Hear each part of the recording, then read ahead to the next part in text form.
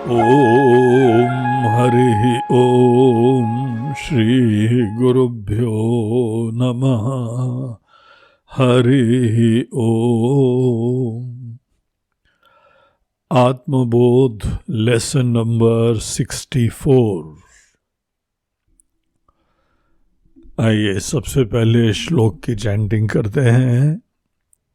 दृश्यते श्रूयते यद्यद् ब्रह्मणोऽन्यन्न तद्भवेत् तत्त्वज्ञानाच्च तद्ब्रह्म सच्चिदानन्दमद्वयम्। हमारे ब्रह्म ज्ञान को और स्पष्ट और दृढ़ करते हुए इस 64वें श्लोक के अंदर भगवत पाद श्री आदि शंकराचार्य वो बताते हैं कि एक बार आपके अंदर ये ज्ञान हो जाए कि ब्रह्म ही एकमात्र अद्वितीय सत्ता है। पिछला बहुत ही सुंदर श्लोक था जिसके अंदर बताया था कि दो वाक्य होते हैं कि ये पूरा जगत मिथ्या है, और दूसरा वाक्य होता है कि ये सब कुछ यहाँ जो दिख रहा है सब ब्रह्म है। इन दोनों का समन्वय कैसे करा जाता है, ये पिछले श्लोक का विषय था। एक तरफ से कह रहे हैं कि जगत में जो कुछ भी दिख रहा है सब मिथ्या है, और दूसरी तरफ से कह रहे हैं जो कुछ दिख रहा है सब ब्रह्म है। तो इसका क्या आशय है, यही पिछले 63rd श्लोक के अंदर बात स्पष्ट करी गई थी। जगत शब्द को परिभाषित करा गया था। जगत से आशय ये होता है कि जो कुछ देख रहे हैं, इंद्रियों के द्वारा जो ग्रहण हो रहा है, वो किसी वस्तु का सर्वस्व नहीं होता है। जब भी हम किसी विषय का अनुभव करते हैं तो हमको वो एकांगी रूप से दिखाई पड़ता है। एकांगी रूप से दिखाई पड़ने का मतलब है कि ये वस्तु एक पिरामिड की तरह से अगर है तो हमको केवल टिप ऑफ द आइसबर्ग दिखाई पड़ रहा है। आज विज्ञान भी हमको बोलता है कि हम जो अपनी इंद्रियों से देख पाते हैं वो बहुत ही एक सीमित सा दायरा होता है। हम कितने शब्द सुन पाते हैं ये बहुत ही संकुचित दायरा होता है। सुन पाते हैं बहुत ही सीमित होता है। यहां पे बहुत ही शॉर्ट वेवलेंथ और बहुत ही बड़ी वेवलेंथ ऐसे जो साउंड होंगे वो हमारे कान के दायरे में ही नहीं है। तो वो चीजें हमको देखने के लिए, सुनने के लिए कोई अन्य मशीनों का आश्रय लेना पड़ता है। एक जगह हमने अभी सुना, वैज्ञानिक लोग कह रहे हैं कि सूर्य देवता से सतत एक आवाज निकलती है और वो आवाज ओम जैसी होती है। जैसे सूर्य देवता सतत ओम का ही जाप कर रहे हैं, पाठ कर रहे हैं, ओम ओम ओम। लेकिन ये हम लोगों को नहीं सुनाई पड़ता है। जब एक विशेष प्रकार के हम लोग जो हैं वह वॉइस रिकॉर्डर्स लेते हैं, उन वॉइस रिकॉर्डर्स के द्वारा वो तरंगे हमको सुनाई पड़ती है। उस समय रियलाइज होता है यद्यपि हमारे पास कान है तो, लेकिन ये कान जो है वह सूक्ष्म आवाजें सुन ही नहीं पाते हैं। सूक्ष्म गंध आदि है, देखिए कुत्ते लोग हैं वो कैसे जान जाते हैं। अनेकों लोग हैं उसकी आंख बंद कर दो तो भी अपने स्वामी को पहचान जाते हैं। पुलिस के डॉग्स होते हैं, वो कोई कपड़ा छूट गया, कोई वस्तु छूट गई चोर की, उसके अंदर उसको स्पष्ट गंध सुन दिखाई पड़ जाती है, सूंघता है वो। और एक बार उसको जो है उसके ही मालिक ने बता दिया कि यह वाली सुगंध इसको ट्रेस करो। वो हमारे सामने एक अनुभव हुआ कि हम जब एक बार स्कूल में थे, हॉस्टल के अंदर, वहां चोरी हुई तो उसका एक चप्पल छूट गई थी। चप्पल को उसने सूंघा और पुलिस वाले जब आए, कुत्ते को उन्होंने चप्पल सूंघाई, वो ऐसा भागा उसके बाद किसी एक दिशा में और जाके घर के सामने रुका। पुलिस वाले वहां गए और उसको जो है पकड़ लिया और फटाफट पता लगा कि यह 15-20 मिनट में चोर महाशय पकड़े गए। अब वो बड़ा स्मार्ट था, सोच रहा था कि हम तो जो है वो भागा है, किसी ने देखा नहीं, चलो चप्पल छूट गई तो छूट गई। लेकिन ये ऐसे पशु ईश्वर ने बनाए हुए हैं, लेकिन इंसान को कोई गंध दिखाई पड़ती है, गंध का अनुभव ही नहीं होता है, बहुत ही सीमित दायरे में होता है। देखना बहुत सीमित दायरे में, सुनना बहुत सीमित दायरे में, सुनना बहुत सीमित दायरे में, टेस्ट बहुत सीमित दायरे में, समस्त इंद्रियों से ही हम दुनिया जान रहे हैं।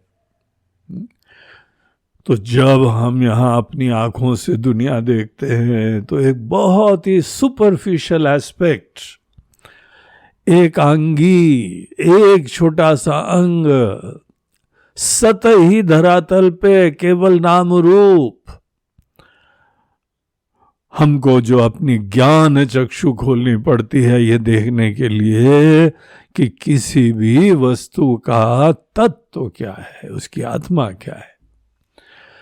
पूरे जगत को हम अपनी आंखों से देखते हैं तो केवल सतही, बहुत ही एकांगी, थोड़ा सा नाम रूप देखते हैं। और जब ज्ञान चक्षु अपनी तीसरी आंख खोली तो सब चीजों की आत्मा दिखाई पड़ती है। वो आत्मा को हम देखने लगे तो जगत में सब कुछ ब्रह्म है। ये नाम रूपों से पूरा असंग छूता नाम रूप उसके ऊपर आरोपित है और ये ब्रह्म के अलावा यहां कुछ नहीं है। अगर देखता है तो वो मिथ्या, ब्रह्मान्यद भाति चेन मिथ्या यथा मरुमरीचिका। पिछले श्लोक की बात हम कर रहे हैं।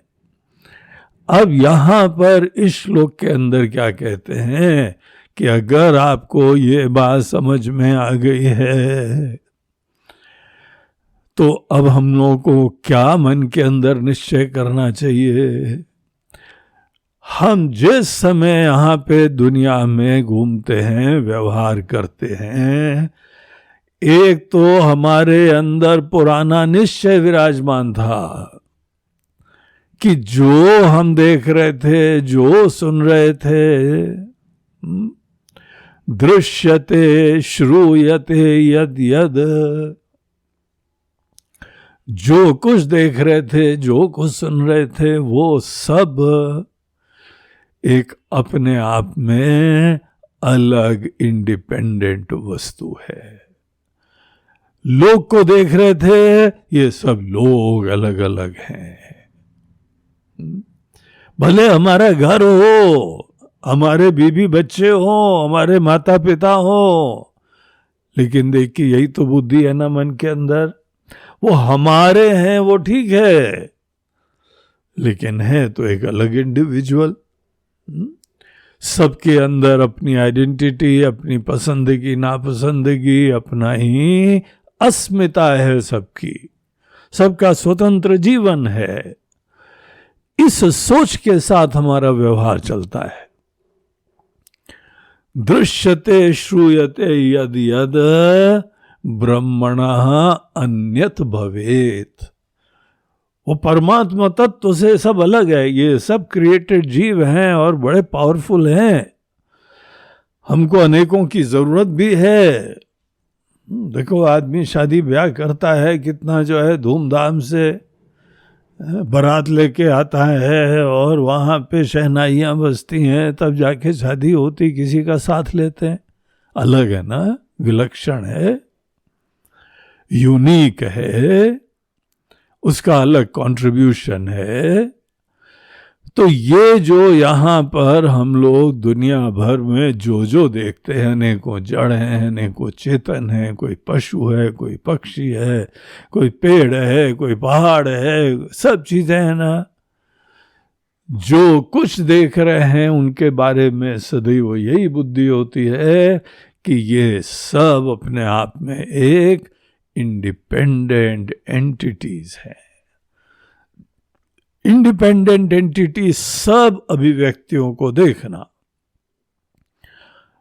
और हम भी एक विशिष्ट प्रकार की अभिव्यक्ति हैं, बड़ी यूनिक अभिव्यक्ति है। अपने आप को इतना अलग देखना, बाकी सबको अलग देखना, ये सोच जिसके अंदर होती है, उस व्यक्ति का जो जीवन होता है वो एंडलेस सीकिंग का होगा। इस सोच की इतनी बड़ी कीमत चुकाई जाती है कि आप समझ लो कि जीवन भर हाथ पैर मारते रहोगे आप, और ढाक के 3 पात, कुछ नहीं मिलेगा, अंततः प्यासे जाओगे। जो अंदर एक अभाव की वृत्ति है, एक असुरक्षा है, मन के अंदर कुछ कमी विराजमान है, वो कमी हमारी इस बुद्धि के साथ कभी पूरी नहीं होगी। हाँ, जब हमारी कोई वासनाएं हैं, जब कोई कामनाएं हैं, कुछ व्यवहार की जरूरतें हैं, वो जरूर पूरी हो जाएंगी। लेकिन ये सोचो जरा कि हमारी अनेकों जरूरतें, कामनाएं अगर ये किसी वस्तु या व्यक्ति की प्राप्ति से पूरी हो जाती, तो जिस दिन आपने प्राप्त करा उस दिन तो आप कृतार्थ हो गए होते। फिर किसी अन्य चीज की तलाश की जीवन में जरूरत ही नहीं पड़ती। लेकिन कुछ हम एक आध अनुभूतियां करी, उपलब्धियां करी, उसके उपरांत दूसरे पे दृष्टि गई, फिर तीसरे पे गई, चौथी पे गई। जीवन भर का ये खेल है। एक मनोकामना की पूर्ति के समय मन में तृप्ति होती है, लेकिन एक मन के अंदर गहराई में आकांक्षा बनी रहती है, वो हमारी कभी नहीं जाती है। बुद्धिमान व्यक्ति वो होता है जो अपने बाहर की छोटी मोटी सतही व्यवहार की जरूरतें ही नहीं, हृदय के अंदर जो एक ग्रंथि विराजमान है छोटेपने की, अभाव की, असुरक्षा की, उस चीज को जो दूर कर ले वही बुद्धिमान होता है। व्यवहार में हम जो कुछ भी देखते हैं, सुनते हैं, खाते हैं, पीते हैं, अनुभव करते हैं, व्यवहार करते हैं, इसका मूल प्रयोजन तो हमारे अपने हृदय के अंदर एक कमी है, एक अभाव है, एक असुरक्षा है, उसको ही तो दूर करना मूल प्रयोजन है। और वो चीज दूर होती नहीं है। हाँ, भोजन करना है तो एक बार खा लिया, थोड़ी देर पेट जो है शांत हो गया, लेकिन इसके द्वारा हमारे हृदय की आकांक्षा थोड़ी दूर हो जाती है। अन्यथा आसक्ति क्यों हो, अन्यथा भय क्यों हो? कहीं किसी चीज ने सुख दे दिया तो उसको पकड़ के बैठे रहते हो। क्यों पकड़ के बैठे रहते हो? क्योंकि उसके अभाव में फिर से हम वहीं पे। बाहर की चीजों के बारे में भी अभाव हो जाएगा, दिल के अंदर तो अभाव बना ही रहता है। तो जो चीज भी हम देखते हैं, सुनते हैं, आज तक व्यवहार में क्या करा था, ध्यान दो, ये बहुत इंपॉर्टेंट है।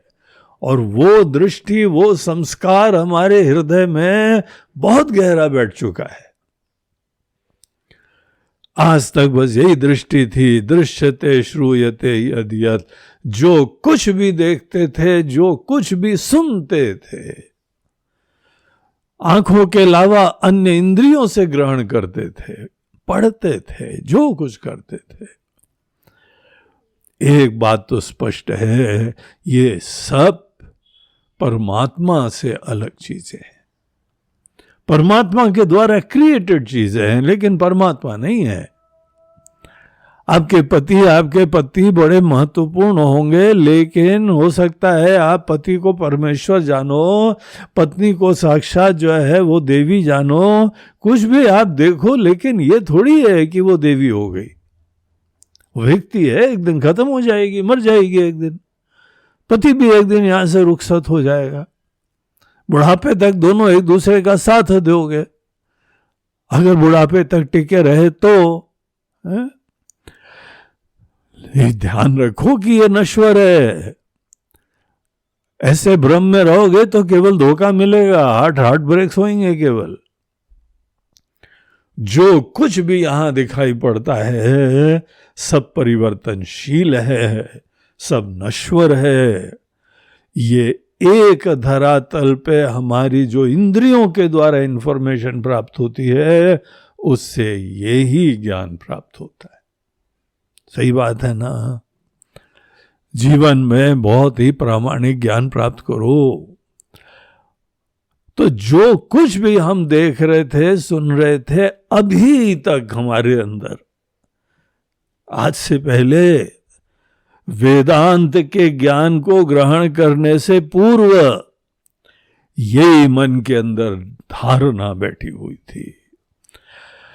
अब हमारे अंदर जो है दृष्टि, जो ज्ञान प्राप्त हुआ है, वो क्या हुआ है कि नाम रूप एक सतही चीज है जो हमारी इंद्रियों के डोमेन में आता है।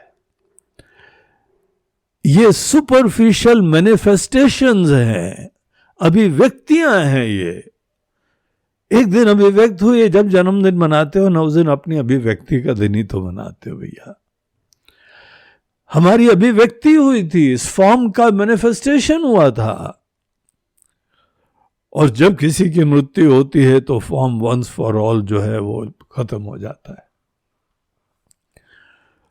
अब यहां वेदांत में हमको क्या सुनने को मिला कि हमारी दृष्टि केवल नाम रूपों के ऊपर थी, कंटेंट पे नहीं थी, तत्व पे नहीं थी।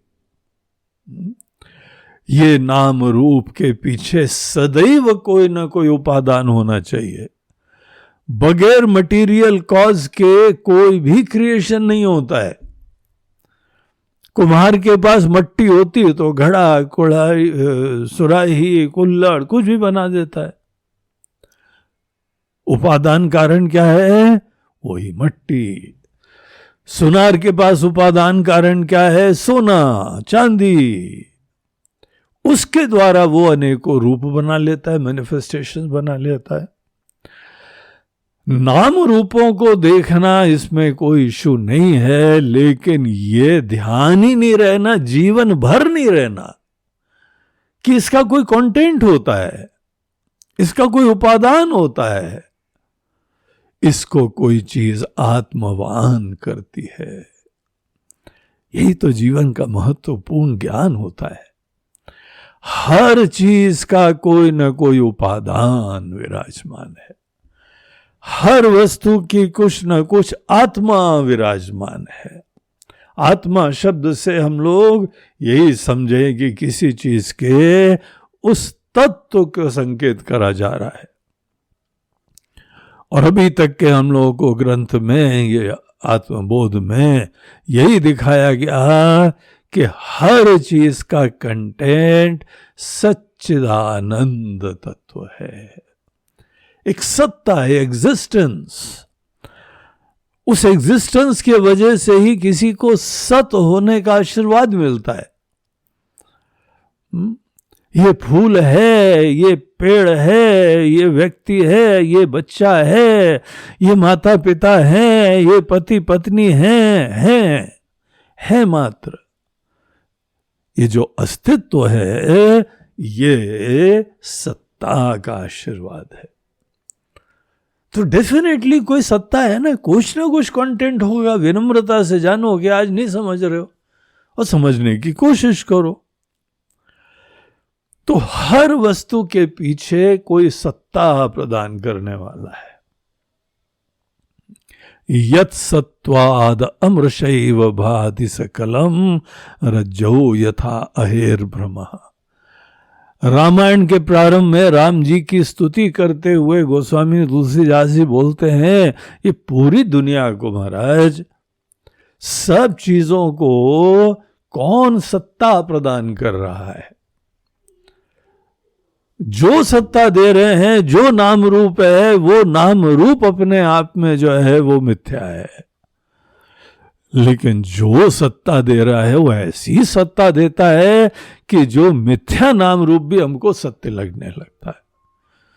जस्ट इमेजिन, क्या पावरफुल चीज है सत्ता, कितनी दिव्य चीज है कि ऐसे यहां पर जो है वो हर चीज में जो सत्ता प्रदान कर रही है सबको, उसके वजह से नाम रूप का मिथ्यात्व भी गौण हो जाता है।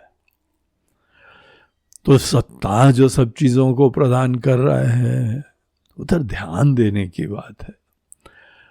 और ये सत्ता चिन्मयी सत्ता है, ये सत्ता जो है चेतन सत्ता है, स्वप्रकाश सत्ता है, जीवंत सत्ता है। तो ये जीवंत सत्ता जो होती है, इसीलिए उसको चेतन भी कहा जाता है, चित कहा जाता है। सेल्फ रिवीलिंग सत्ता जो है सेल्फ रिवीलिंग होती है। तो ये सबके अंदर सत्ता है, सबके अंदर जीवन तत्व है। अब देखिए, आपका छोटा सा बच्चा हो, उसमें लाइफ है ना। लाइफ कोई किसी जड़ इनर्ट मटेरियल के केमिकल रिएक्शन से थोड़ी उत्पन्न होती है। ये एक इंडिपेंडेंट रियलिटी है जो सदैव पहले भी थी, बाद में भी रहेगी।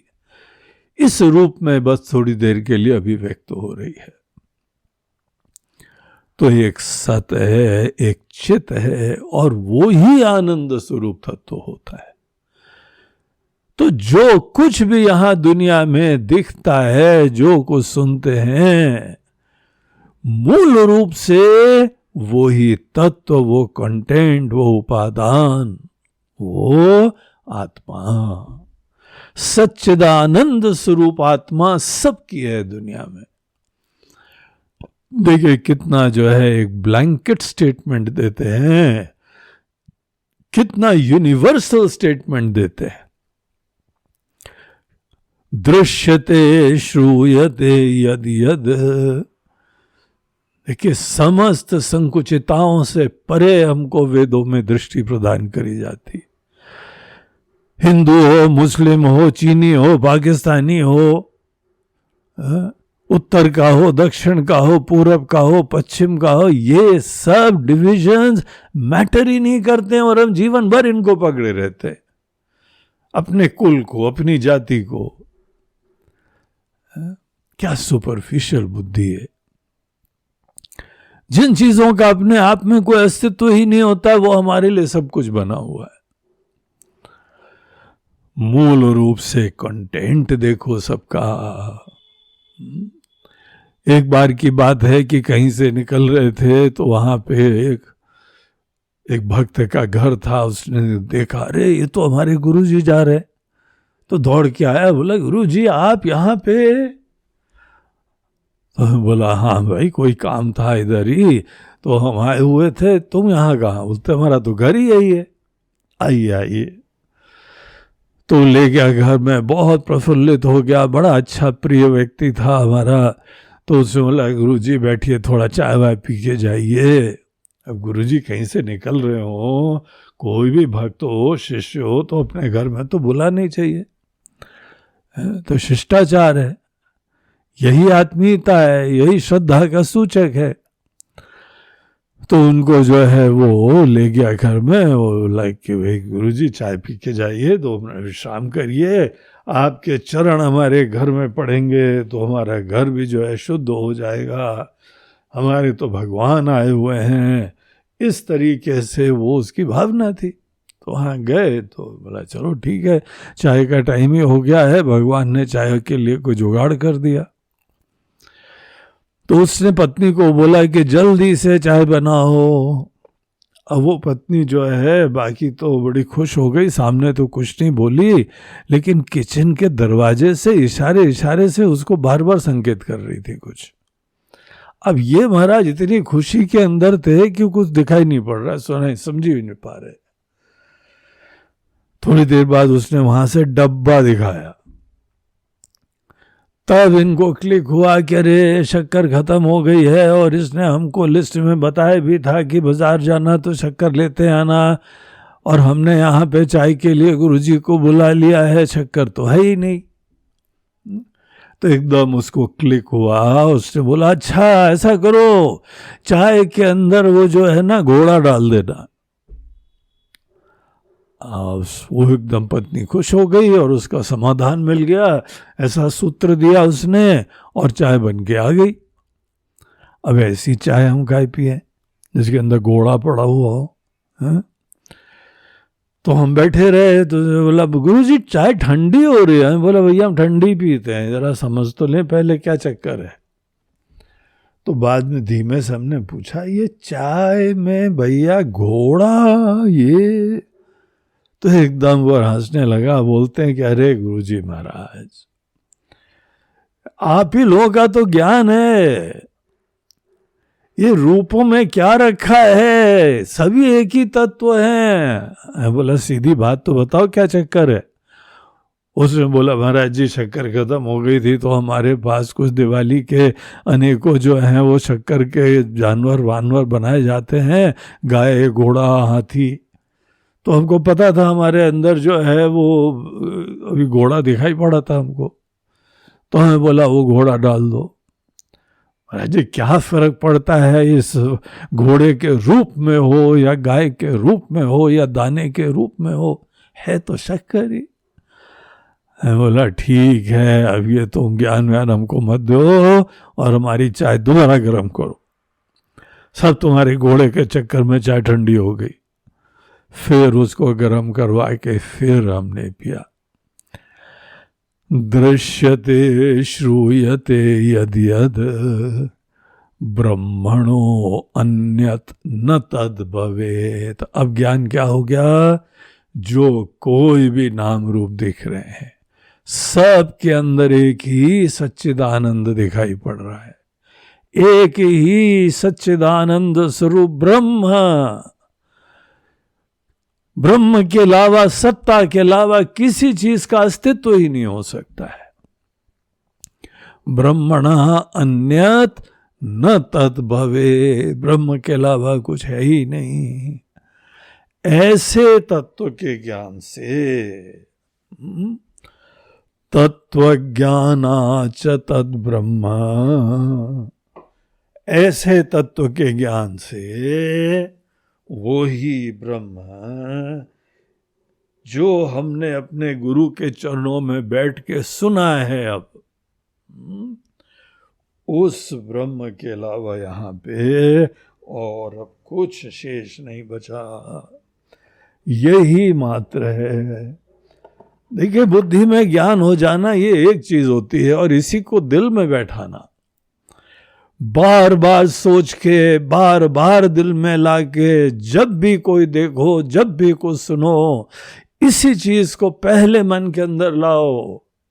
अब हमारे अंदर वो संस्कारों की प्रधानता नहीं हो, हमारे अंदर ज्ञान की प्रधानता हो।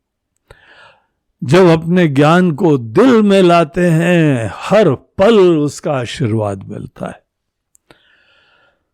दिल जो है वो हमारे संस्कारों से चलता है, हमारा ज्ञान हमारे अंदर संस्कार की धरातल पे आ जाए, ऐसा इसका इंप्रेशन स्ट्रांग हो जाए कि अज्ञान काल के अंदर जनित जितने भी इंप्रेशंस हैं उसका वो निषेध कर दे, झाड़ू पोछा लग जाए पूरा। ऐसे हमारे अंदर इस ज्ञान को दृढ़ बनाना पड़ता है। ये श्लोक हमारे ज्ञान को दृढ़ बनाने के लिए है। तो ये था आत्मबोध का श्लोक नंबर 64।